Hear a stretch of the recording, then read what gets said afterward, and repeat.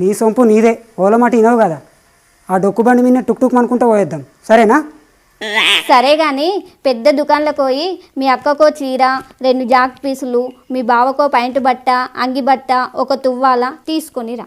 మరి నేను కొనుక్కొస్తే వాళ్ళకి నచ్చుతాయా అని? మంచిగా కొనుక్కరా. ఆడబిడ్డలకు ఎంత మంచివి పెడితే మనకు అంత మంచిది. ఆయనతో ఏ అంగట్లకు పోయి అగ్గసగ్గ బట్టలు పట్టుకొచ్చావు. మనం ఎటువంటివి కొనుక్కున్నా పెట్టే కాడ మంచివి పెట్టాలా. నేను నీకు అంగట్లో కొనుక్కొచ్చటం లేక కనబడుతున్నానా? మా అక్క బావలకు ఎసుంటి పెట్టాలో నాకు గాయంతో కూడా తెలియదా అని? ఓ, నీకు బాగా తెలుస్తుందని మరీ చెప్తున్నా. ఇదంతా కాదే, చక్కగా అక్కకు ఫోన్ చేసి వాళ్ళకు నచ్చిన బట్టలు ఓ 1000 రూపాయలు కొనుక్కోమని చెప్పాలా? అందుకే నీకు బాగా తెలుస్తుందని మన చిన్నోనికి ఒక డ్రెస్ కొంటేనే 1000 రూపాయలు అవుతున్నాయి. ఏం తెలుస్తుంది నీకు? మరో 2000 అని చెప్పాలనా?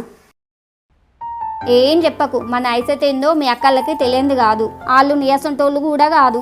వాళ్ళకి నచ్చినవి కొనుక్కోమ్మను. ఓ 1000 రూపాయలు అటు ఇటు అయితే అంతే కదా, వాళ్ళు సంతోషపడతారు. ఇది చెప్పేది కాదంటే ఊకోదు. అయినా ఇది చెప్పేది కూడా నిజమే. వాళ్ళనే కొనుక్కోమంటే మోమాటంకు వాళ్ళు తక్కువ ధరలు కొనుక్కుంటారు. ఏంది ఏమో ఆలోచించబడుతుంది?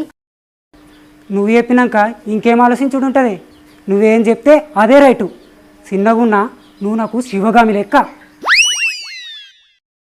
తినేంది చక్కగా ఇంటికి వచ్చింది. ఇప్పుడు ఏం చెప్తు రాములా? ఏమ్రా రాజు, నువ్వు వస్తావని అప్పటి సంది ఇంటికాడ ఏరు చూస్తున్నా. నీకు ఫోన్ చేద్దామంటే నా దాంట్లో బ్యాలెన్స్ లేవు. ఇయ్యల్లా బుధవార పంగట్లో పోయి అన్న బట్టలు వంకచ్చుకుందామని అంటివి. ఇంక ఇంట్లోకి వెళ్ళి బయలు వెళ్ళిపోతివి. ఏంద్రా ఇది? నిన్ను ఎదుర్కొందాక నీ లగ్గమారా?